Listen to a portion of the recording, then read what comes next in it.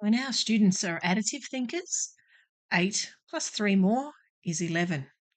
When our students are multiplicative thinkers, 8 multiplied by what is 11?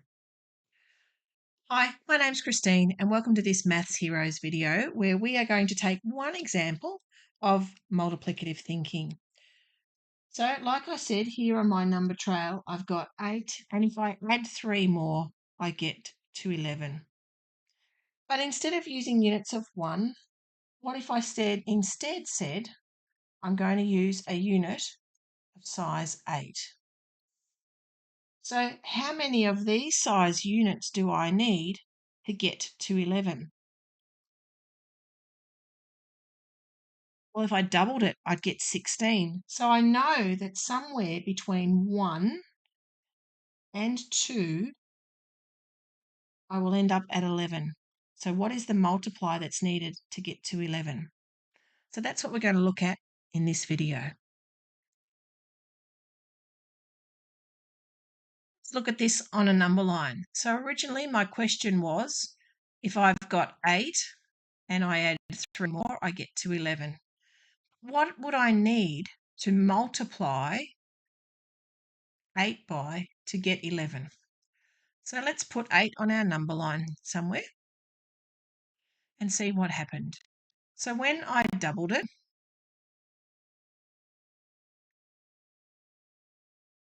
I got to 16. I could multiply it by 3 and get 24.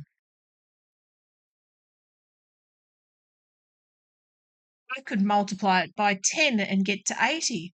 I could multiply it by 11 and get to 88.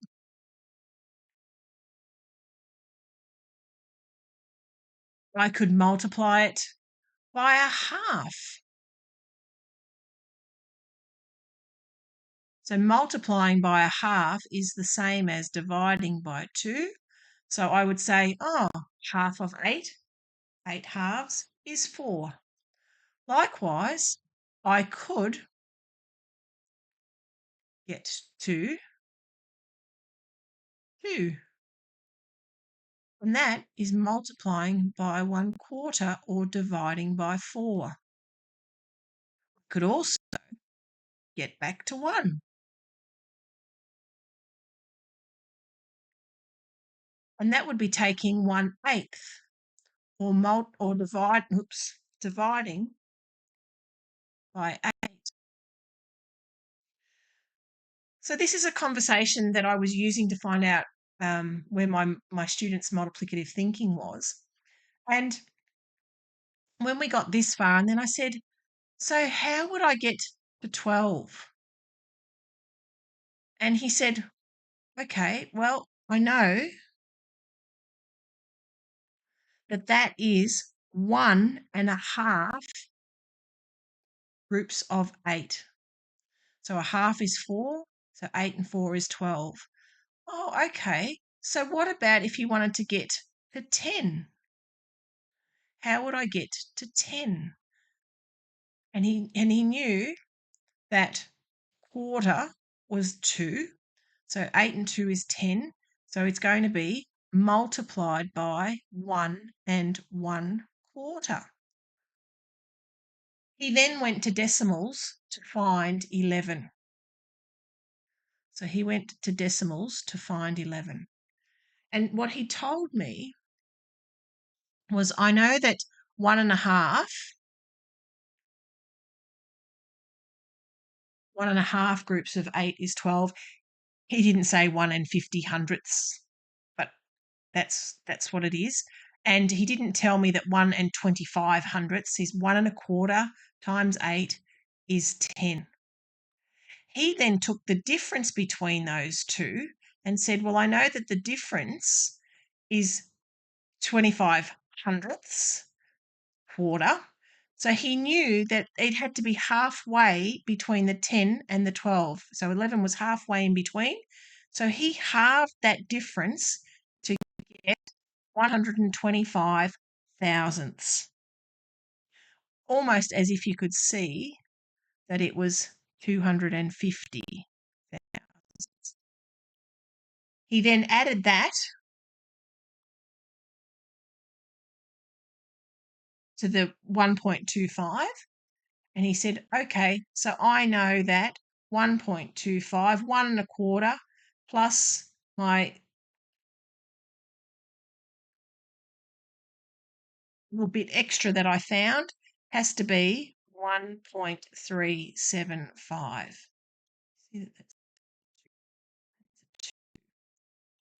I said, fantastic.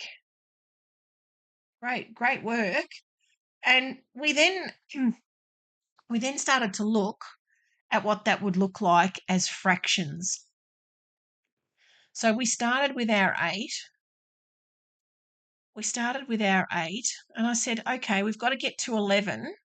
So you know that it's a multiply by 1.375. Let's see if we can find out what that is as a fraction as well. So if I multiplied 8 by 11, I would get 88.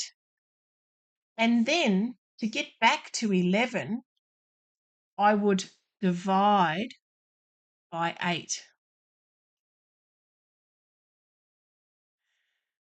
So that is this path here.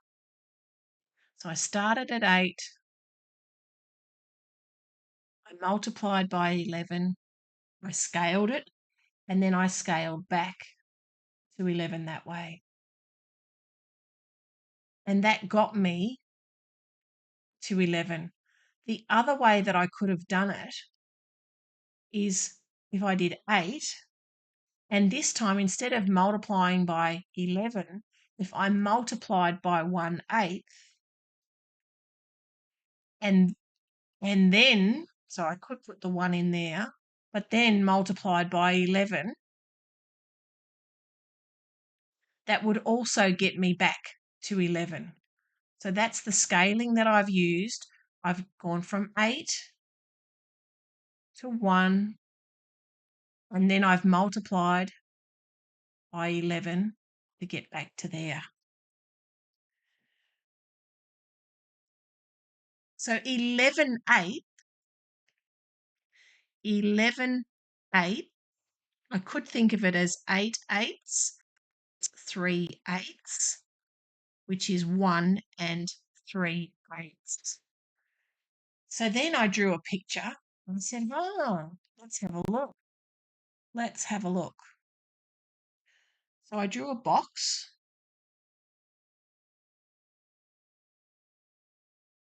I said, we know that 8 is double, double, double. So I've said double 3 times. So it's double, double, double. And let's have a look what actually happens in there. So if I start off with 1, I'm going to end up with 8 pieces. And let's see what that is as a decimal. So I know when I halve 1 as a decimal, I get 5/10. And a half of a half is a quarter. So I could write here 0.25 25 hundredths. And I know that 4 groups of 25 hundredths are 1, is 1. So what I actually did was, to help him out, I actually wrote here 1.000, and so that I could get enough decimal places here to make that next halving simpler. And then I said, okay, so what is half of a quarter? Well, half of 250 thousandths is 125 thousandths. So in here I've got 125,000. So I'm just going to try and write them in here so that we can fit them all in. One.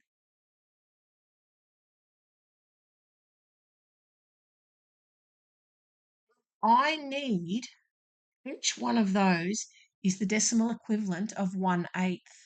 And what I need is 3/8. Because I know 1, So I need 3 pieces of size 1/8. And 3 pieces of size 1/8, write it over here, 3/8 is 3 groups of 125 thousandths, which is 0.375 or 375 thousandths. So at the very beginning, when I said, well, 8 multiplied by what gives you 11, perhaps you thought, the what is going to be 11/8. So this is an example of multiplicative thinking and a conversation that I've had with my students, and just to see how I framed it and so on. I hope you've enjoyed watching. I look forward to seeing you at the next video. Bye for now.